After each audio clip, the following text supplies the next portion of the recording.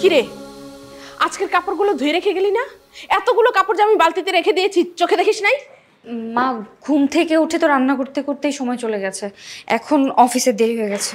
আচ্ছা, রান্নার ফাঁকে ফাঁকে তো কাপড়গুলো ধুয়ে রাখা যেত, এখন কে ধোবে এতগুলো কাপড়? আম্মা, কাপড় ধোয়া তো এরকম কঠিন কোনো বিষয় না, আপনি আর নিতেও তো গোসলের সময় ধুয়ে দিতে পারেন। মুখে মুখে তর্ক করা শিখে গেছিস তাই না? এতগুলো কাপড় আমি ধোবো? আমি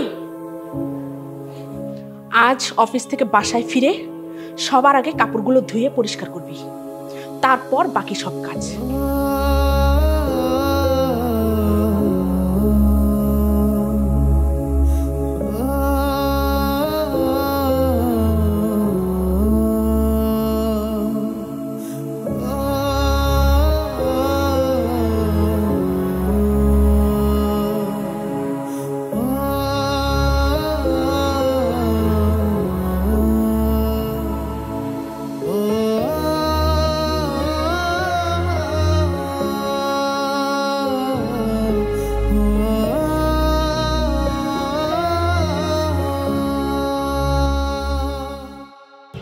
সে আসার পর থেকে চুপচাপ বসে আছো, কিছু তো বলো।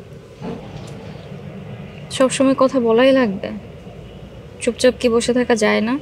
না, তেমন কিছু না, কিন্তু অফিস থেকে তাড়াতাড়ি ছুটি নিয়ে আসার কোনো একটা কারণ আছে? কোনো কারণ নেই, ভালো লাগছিল না তাই চলে আসছি। বুঝতে পারছি।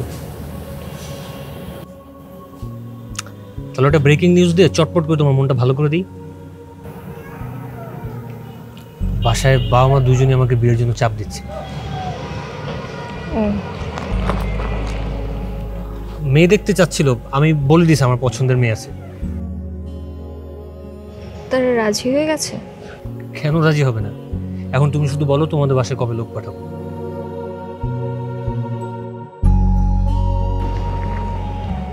আমাদের বাসায় লোকজন পাঠিয়ে কোনো লাভ হবে না, আমাকে এখন বিয়ে দিবে না।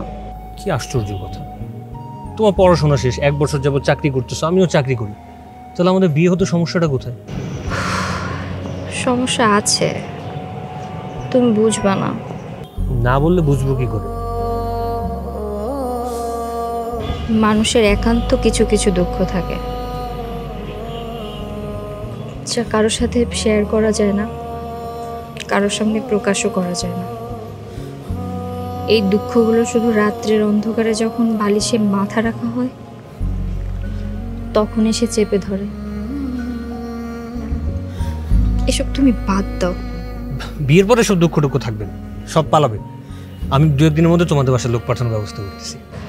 বললাম তো, আমার এগুলো নিয়ে কথা বলতে ভালো লাগছে না, আমার মনটা আজকে ভালো নাই।